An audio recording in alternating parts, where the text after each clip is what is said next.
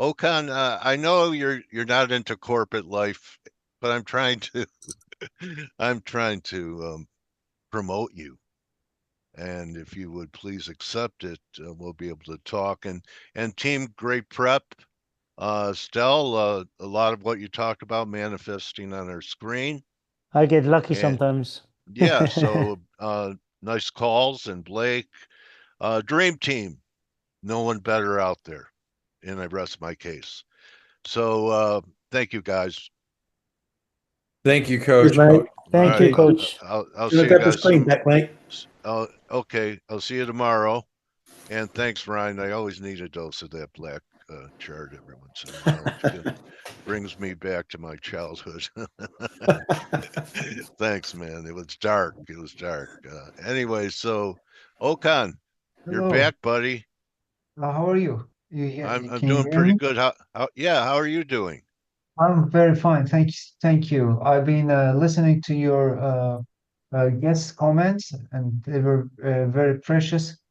And while they were talking about the markets and the inflation data, actually, I was expecting the other way that in that the CPI would come a little higher than expected, but I see that it's now lower than expected.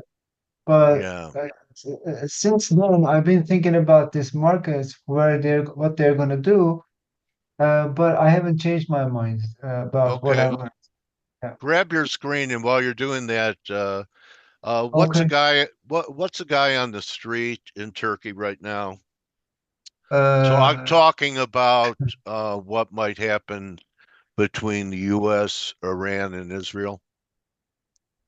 you mean the man on the street? What the man Like on? you, like Okan Aybar. Yeah. Yeah, the So man on what the I? street. You're when you're on the street, and Yeah. plus you're a man. You are Yeah. now a man on the street. Yeah. Okay. So what is the man thinking about? What's going Yeah, on in the Middle East? yeah. Well, Kabuki it's a Theater. Well, no, it's a horrible things going on there Okay, because people are. It's a very tragic situation. I've been thinking, how these people are surviving. What can be bigger than this anyway? But well, let's say from political perspective, I think that there is this kind of uh, kind of war between the not between Russia and US going on in Syria, but it's kind of a conflict between the US and the UK.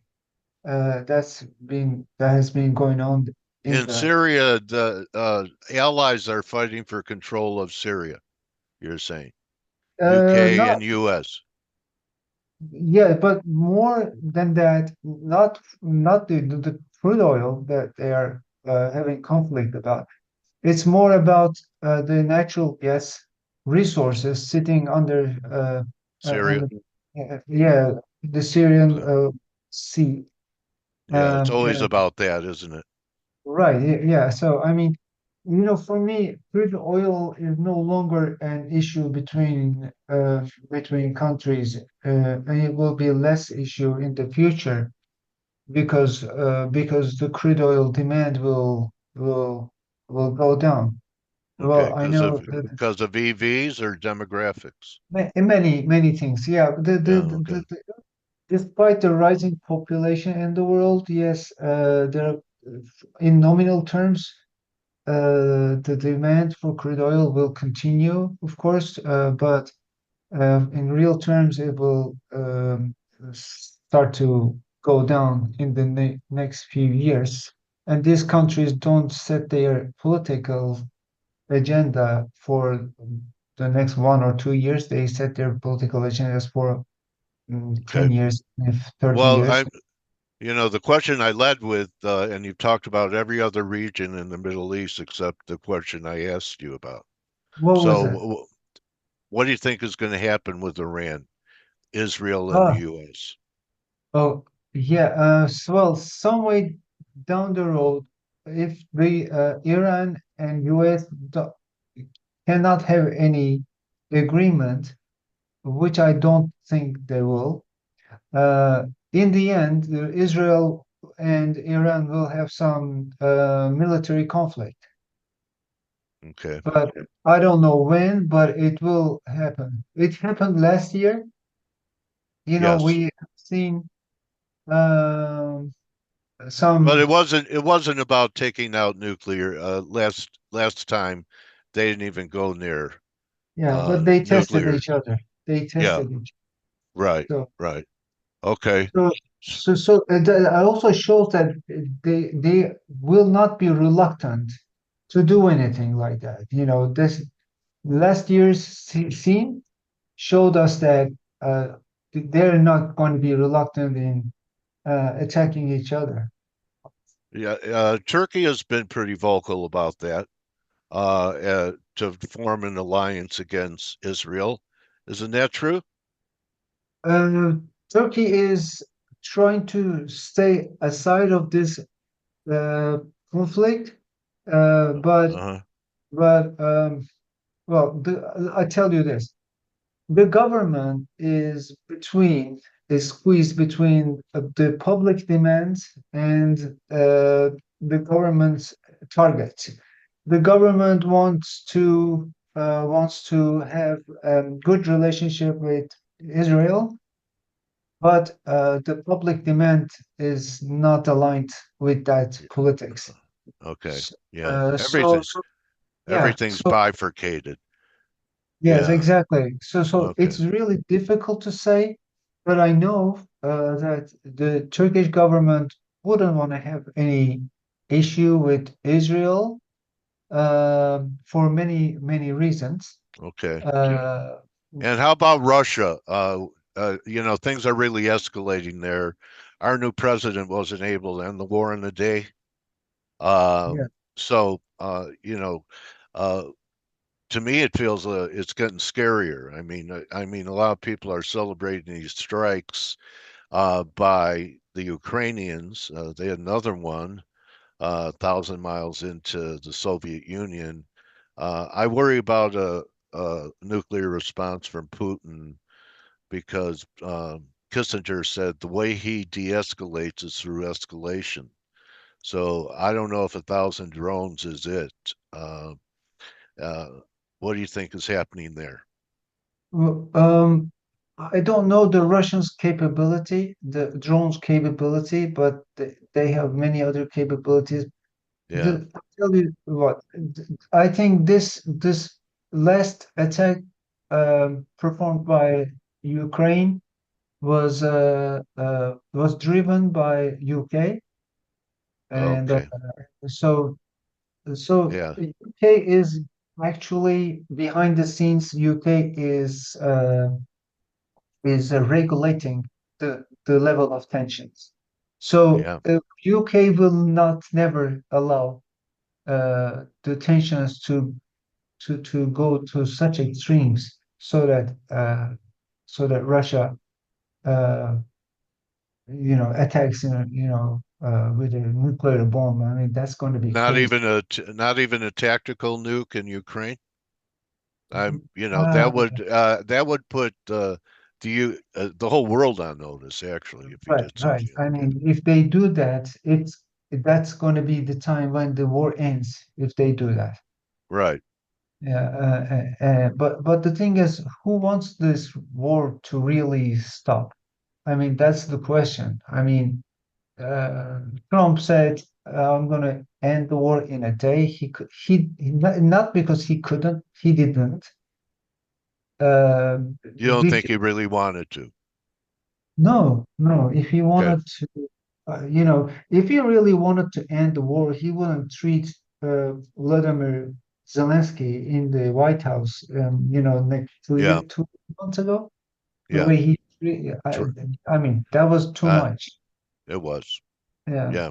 All right. Let's get to what you're good at, and Okay. that's forecasting markets. And uh, Okan uses a lot of metrics that most people don't even look at or even know about. So you know, put your thinking caps on because you're going to learn from this guy. And what's top of mind in the financial markets for you, Okan? Yeah. Weaker dollar continuation move? Uh, the last time we spoke, I mentioned that the dollar would lose some Do, value. do you want to Uh, show your screen? yes, is it not? No. Okay. Okay. All right. There you go. Okay, All right. go ahead. There you go. Okay. The last time I spoke, I was talking about the dollar being weaker. Now, yeah, it will continue to be weaker in the months ahead. But in the weeks ahead, in the shorter term, I think that there will be a comeback in the dollar strength. And I want to show you why I think so. If you look at the screen, I am okay. This yellow line is the yield curve, the 2 and 10-year difference between the yield between the yields of the 2 years and 10 years. Okay. Yeah. As you can see from April until today, there's a slight increase of this curve. This suggests that Yeah. there might be some strength in the dollars to come. And in the meantime, I am looking at uh, this this um, this red line here, which is the tips, the 2-year tips. You see, these Yeah. 2-year tips are Wow, rising. what a move. That's Yeah, big. except yeah, it's a big move, big move. Yeah. From I mean, you look at that, it's It was 0.30. four. They've tripled, quadrupled. Exactly, exactly. Wow, no So, one's talking about that. so this is the reason why this has increased is because the risk premium of US has risen in the last couple of Yeah. months. Yeah. And if you remember, 2 weeks ago, I believe, US risk rating was downgraded. Oh yeah, Moody's. Moody's, yeah, downgraded Do you know the that I tweeted about that 3 days before it happened? That yeah, Moody's was going to. Do you? yeah, I don't know. I was in my pyramid with my tinfoil hat on, and it just, I don't know, it just came to me. yeah. Try So, it. Try that mystical analysis, man. right. Go ahead. Okay, and also, no, I am gonna link this thing with the break-even curve. I mean, the break-even rate, Yeah. which is the purple line. If you look at this, it is showing us that the expectations or the expectation the inflation expectations for the next 2 years is set at 247 right nowadays, and it's low, Yeah. getting lower. All right, for in Yeah. the last 2 months, it has been going lower, but Right. this is going to change. This might change. Why? Because if you recognize, lastly, this yellow line, which is the yield curve, the 2 10 years yield curve, and this purple line, which is the break even, they move together. But in the Mm. last Yeah. 1.5 months, while the curve was rising, which implies that there's a risk chance of there's less chance of um, uh, recession. This is Hmm. what it shows, but the Yeah. break-even curve is going down. This is not normal. I mean, this is supposed to turn a little bit higher, and this So is the what's it implying? Economic weakness or what? no. This implies that the inflation It's pressures are dropping. going to they're dropping, although they're not supposed to drop as this much. Okay, so they're not supposed to. That's the reason why I was expecting the today's announcement to be higher than expected. Well, it came lower than expected, but I was expecting Well, this is the why you're an yeah. economist. I've heard the argument that the tariffs, the consensus view narrative is that they're going to be inflationary. Exactly. I've actually heard though the opposite case being made that they would be deflationary because consumers will just pull in their horns and not pay the prices. Is that how you could get what that line is telling you? It- Is there a possibility that these are deflationary, these tariffs? well, when I hear the tariffs first time, I told myself, okay, inflation is coming. Yeah, But to be able to make to be able to answer your question, you know you have to we have to know the elasticity, demand elasticity of the products that are taking that are being counted in the inflation.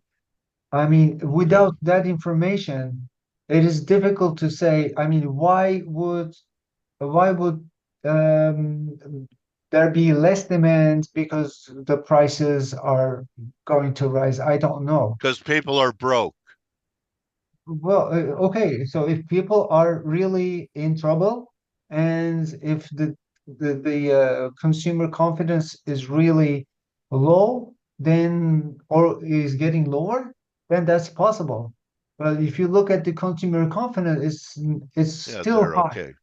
Yeah, they have their So HELOCs and you're everything. right. So Okay, so we so you're looking for that line to catch up with the bottom line that it's lagging exactly. right So now. I think that this break even should be rising higher in the weeks ahead to align with this yield curve, which is the yellow line. So Okay. this also implies that if this purple line is going to increase in the next couple of weeks, it also means that the tips should be falling a little bit, which suggests that the risk of the dollar, the risk premium of the dollar will fall, and it will give some strength, it will give some boost to the dollar. Oh, okay. What do you think? Euro back to 110? Not too much, not maybe 10, maybe 111.50, Okay. Yeah, that's 112, not much. just a little bit pullback. Can we go But to 116 first?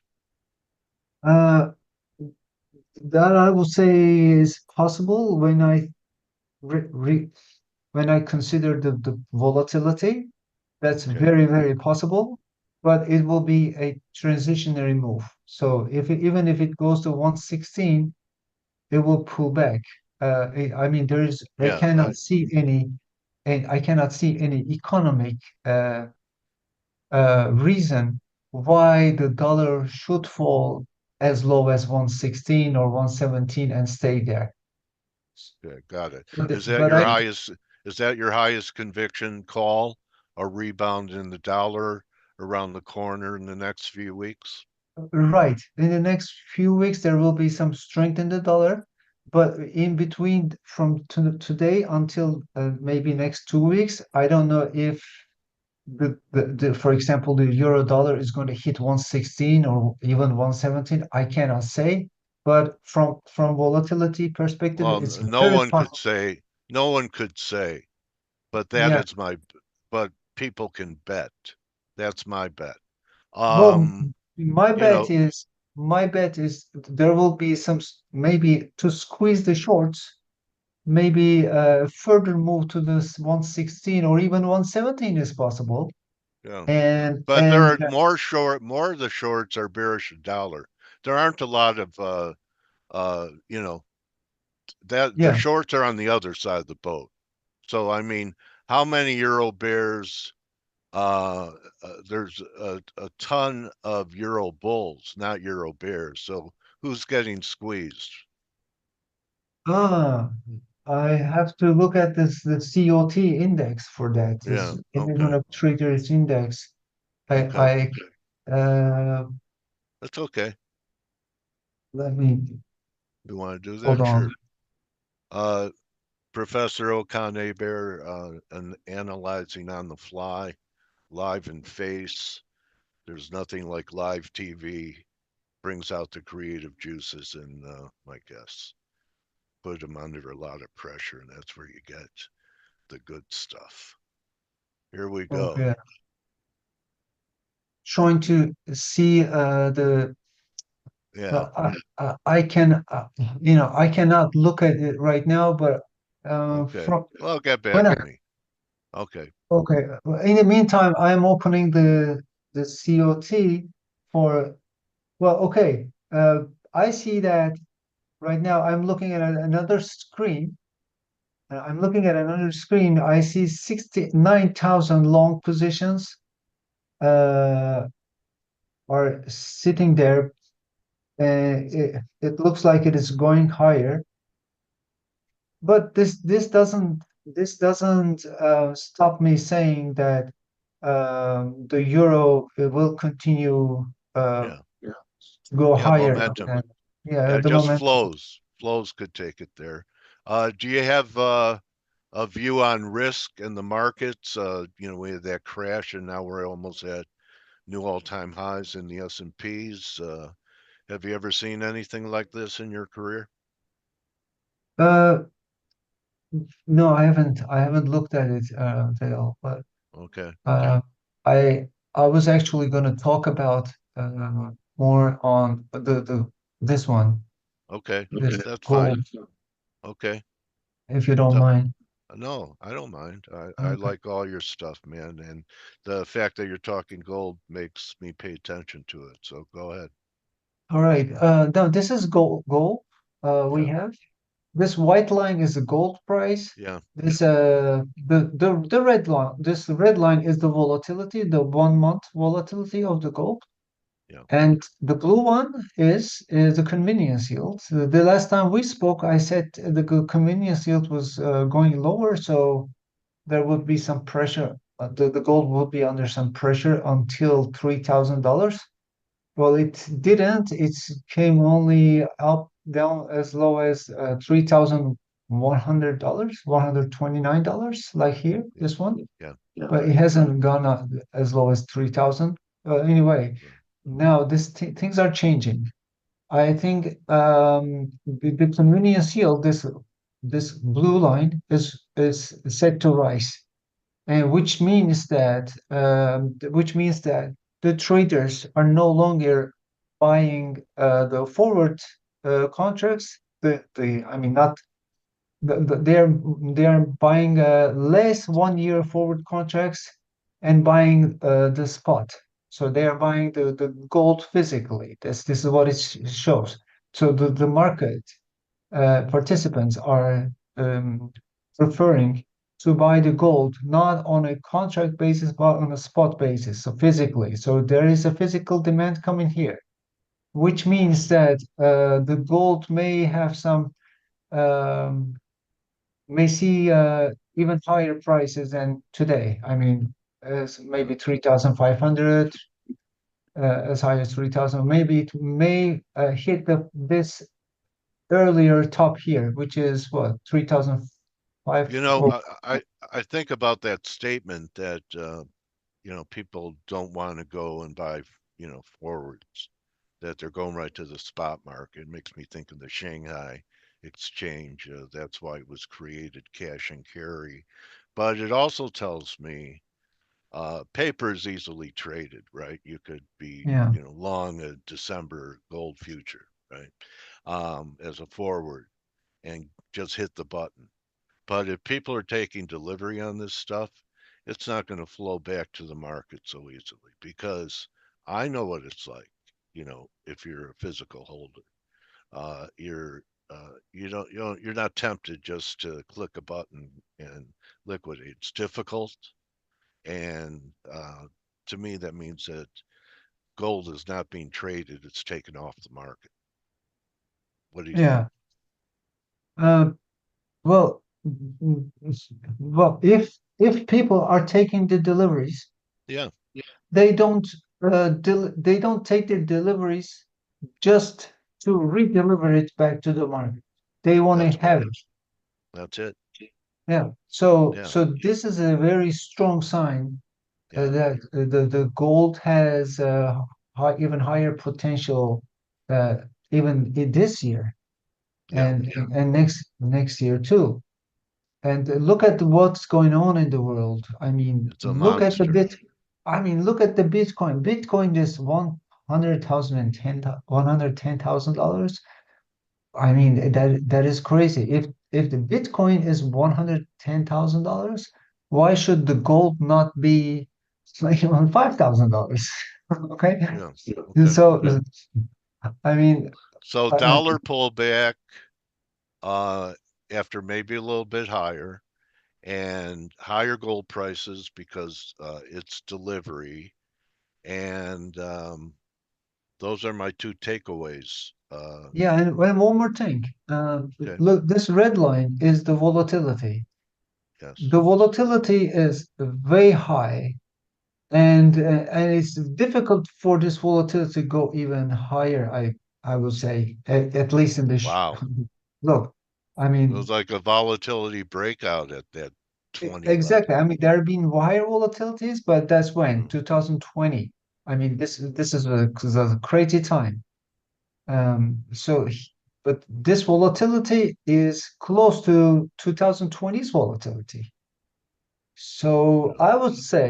I would say if the convenience yield is rising, which means if the physical demand is rising, it's a very strong signal for the gold.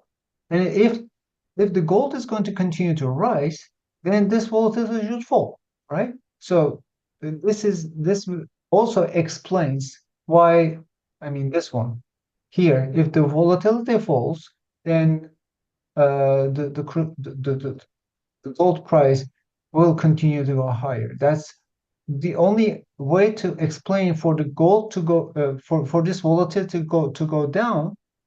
The gold should go higher. Okay. That's the only way you can explain it. And the dollar recovery, how does that fit into the gold? Two separate entities, doesn't matter. No, it doesn't matter. They will. I understand what you mean. They will diverge for some time, but that's the reason also why I think that the dollar strength will be transitionary. I said it Yeah. will be transitionary. We will see the dollar strength only maybe down from euro point of view, maybe 111.50, Okay. 112, maybe that much, not too much. Well, it Uh, sure took a long time for the gold silver ratio to catch up with the dollar, because I remember you used to use gold silver ratio as kind of correlated with the dollar. yeah, But that's when here. it It's did here. it, it did it in a big way. Exactly. So while you were talking about the gold zero, I put the chart here for the gold zero silver, Mm-hmm. linking it to the DXY. The DXY chart is the red one. The red Mm-hmm. line is the DXY, and the blue line is the gold silver ratio.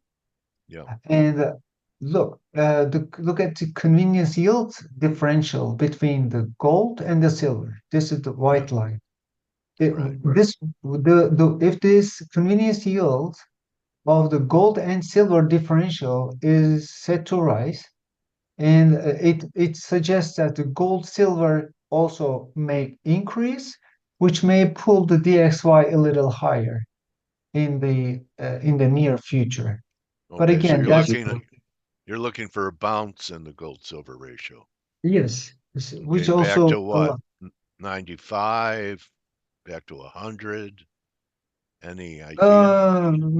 maybe as high as 95, not 100, but 95, Okay. not too much. Got it. So this again, my reason to think this way is the differential between the gold and the convenience yield differential between the gold and silver. So it is going in favor of gold. So we might see some pullback in the gold silver ratio in the next few weeks to come, which may trigger some dollar strength here. This red line, which is the Yeah. dollar, it may bounce a little bit from 98, maybe to even 101, something higher than 100. for sure. Okay. Okay. All right. So, best way for the people that watched you today live on X and live on YouTube and see the recordings later, Okan, are you looking for people to contact you?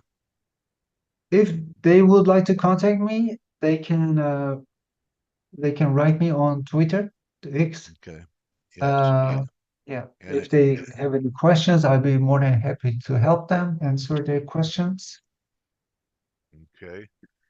And Okan Aybar, I've been talking to him for a while. Really has an interesting view on the markets, as you can see, and I learn every time he's here. It either reinforces or debunks some of my narratives. So I appreciate it today, my trading warrior brother. Thank you. I appreciate too. Inshallah, bro. Inshallah. All right, Okan Aybar, I'll talk to you in the summer, okay, buddy? Sure. Okay. Anytime. August, like around August. It's always pleasure talking to you. All right. We enjoyed, we appreciate it, and Saloom, you were absent for the whole 20% decline. Where'd you go? What is that No, actually? I'm just talking to one of the members. I thought Oh, maybe he went to the bank. You know, some people appear during bull phases and disappear. Anyway, I'm here in all phases. So thanks a lot, Okan, and remember everyone, don't just count your spreads and count your gold silver ratio and dollar direct, count your blessings, and we'll see you all tomorrow. You could join the team in 9 minutes on the morning edge to see what the best community, what the guys are up to after face. So that's a wrap. Thanks again, Okan. thank you, Dale. Take care, my brother. I'll talk to you in about 3 months. Sure. Okay. Pleasure. All right. And see everyone else tomorrow. Adios. Hey traders, this is Blake Morrow with ForexAnalytix. Thanks for stopping by our YouTube channel. Don't forget to like these videos, share them, and subscribe to our channel so you don't miss any of the content that we provide here for free. Thanks for stopping by. I'll see you in the next video.